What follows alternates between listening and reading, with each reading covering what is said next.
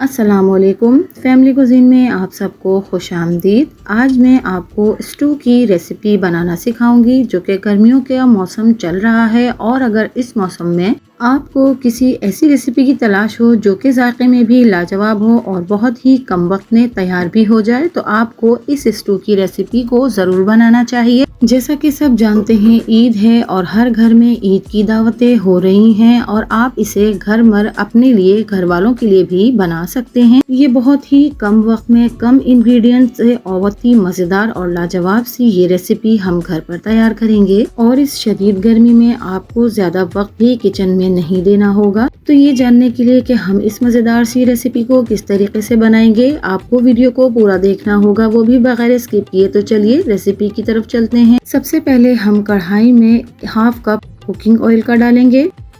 2 अदद बड़ी इलायची हमने इसमें डालनी है, साथ ही 4 से 5 अदद हम इसमें छोटी इलायची डालेंगे। 5 अदद हम इसमें साबुत लौंग डालेंगे। 1 टुकड़ा हम इसमें दालचीनी का डालेंगे। 8 से 10 हमने इसमें साबुत काली मिर्चें डाल देनी है। 2 अदद तेजपात के पत्ते हम इसमें शामिल करेंगे और इन तमाम खड़े मसालों को हमने तकरीबन 1 मिनट तक ऑयल में फ्राई कर लेना है। तो यहाँ पर हमने तमाम खड़े मसालों को 1 मिनट तक फ्राई कर लिया है। अब हमने यहाँ पर 3 अदद मीडियम साइज की प्याज को बारीक बारीक काट लिया है। इसे भी हमने ऑयल में फ्राई कर लेना है। प्याज को हमने बहुत ज्यादा फ्राई नहीं करना है, ना ही हमने इसके कलर को डार्क करना है, क्योंकि अगर हम प्याज को बहुत ज्यादा फ्राई कर लेंगे और ब्राउन कर लेंगे तो हमारा स्टू मीठा हो जाएगा। तो बस प्याज को हमने हल्का सा फ्राई कर लेना है, जैसा कि आप देख सकते हैं। अब हमने इसमें 1 टेबल स्पून साबुत जीरा डाल देना है और इसे भी अच्छी तरह से ऑयल के साथ फ्राई करना है। जब तक हमारा जीरा इसमें अच्छी तरह से चटक नहीं जाता हमने इसे इसमें फ्राई करना है। तो तकरीबन 1 मिनट तक हमने जीरे को भी प्याज के साथ फ्राई कर लिया है। मैंने अपने चैनल पर और भी बहुत सारी ईद स्पेशल रेसिपीज जो कि इस बकरीद के रिलेटेड हैं वो शेयर की हैं, आप चाहें तो जाकर उन्हें भी देख सकते हैं।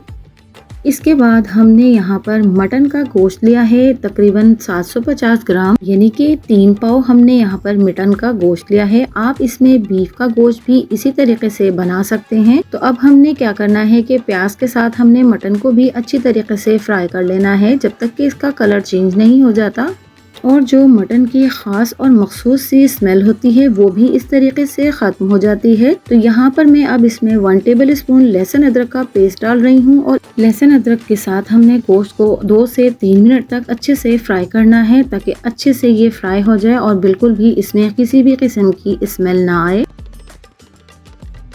तो 2 से 3 मिनट तक हमने गोश्त को भी लहसुन अदरक के साथ अच्छे से फ्राई कर लिया है। अब मैं यहाँ पर 2 अदद मीडियम साइज के टमाटर्स को बारीक चॉप करके इसका छिलका उतारकर हमने इसमें डाल देना है। इसे भी हमने अच्छे से इनके साथ मिक्स कर लेना है। साथ ही हमने यहाँ पर 2 टेबल स्पून पिसी हुई हरी मिर्चों का पेस्ट डालना है और हाफ टी स्पून हम इसमें नमक भी शामिल कर देंगे। नमक आप अपने टेस्ट के अकॉर्डिंग भी ले सकते हैं। अब हमने इन तमाम चीजों को अच्छे से भून लेना है और जब तक के टमाटर गल नहीं जाता हमने इसको अच्छे से भूनना है। यहाँ पर हमारे टमाटर भी अच्छे से गल चुके हैं। 1 कप में यहाँ पर भरकर इसमें पानी डालूंगी और साथ ही 8 से 10 हमने इसमें साबुत मिर्चें डाल देनी है, क्योंकि इसमें हम ना तो कुटी हुई मिर्चें इस्तेमाल करते हैं और ना ही हमने इसमें लाल पिसी हुई मिर्चें डालनी होती हैं। इस स्टू में हमेशा ये खड़े मसाले ही डाले जाते हैं। तो मैंने कुछ मसाले तो इसमें खड़े डाले हैं और कुछ मैंने पिसे हुए डाले हैं, क्योंकि बच्चों को खास तौर पर बहुत ज्यादा साबुत मसाले पसंद नहीं आते हैं। तो इस वजह से हमने इसमें कुछ मसाले पिसे हुए डाले हैं। तकरीबन गोश्त को गलने तक हमने इसे ढककर पका लेना है। क्योंकि हम इसे मटन में तैयार कर रहे हैं तो तकरीबन 30 मिनट इसे गलने में लग जाएंगे। बहुत ही आसानी से ये गल जाएगा और अगर आप बीफ ले रहे हैं तो आप उसके हिसाब से इसमें पानी डालिए और इसको गलाइए। यहाँ पर मैंने अब हाफ कप दही का इस्तेमाल किया है। दही डालने के बाद हमने इसे अच्छी तरह से भून लेना है जब तक कि इसके ऊपर ऑयल नहीं आ जाता। तो जब तक यहाँ पर ये मसाला भुन रहा है, अगर आप मेरे चैनल पर नए हैं और अगर आपने मेरे चैनल को सब्सक्राइब नहीं किया है तो मेरे चैनल को सब्सक्राइब कर लीजिए। पास में लगे बेल आइकन को भी जरूर दबा दीजिए, इससे मेरी वीडियोस की नोटिफिकेशंस आपको सबसे पहले फ्री में देखने मिलेंगे। अब यहाँ पर सबसे आखिर में हाफ टी स्पून धनिया पाउडर और हाफ टी स्पून मैं यहाँ पर जीरा पाउडर का इस्तेमाल कर रही हूँ। ये हमने लास्ट में इसलिए डाला है कि अगर हम इसे शुरू में डाल देते तो ये हमारे सालन के कलर को ब्लैक कर देता, जो कि स्टू का कलर येलो होता है, ब्लैक नहीं। इसीलिए हमने इसको आखिर में ही डालना है। और अमूमन लोग इसे साबुत ही डाला करते हैं, लेकिन हमने इसे थोड़ा सा चेंज किया है इसके स्टाइल को, ताकि इसमें बच्चे और कुछ लोग ऐसे होते हैं जो कि साबुत खड़े मसाले पसंद नहीं करते, तो वो भी इसे आसानी ही खा लें। तो यहाँ पर हमारा स्टू का मसाला अच्छे से भुन चुका है। अब मैं यहाँ पर इसकी बोटी को भी आपको चेक करके दिखा देती हूँ कि ये अच्छे से गला है कि नहीं। आप देख सकते हैं कि बहुत ही आसानी के साथ इसके अंदर ये फोक जा चुका है। तो ये हमारा अच्छे से मटन भी गल गया है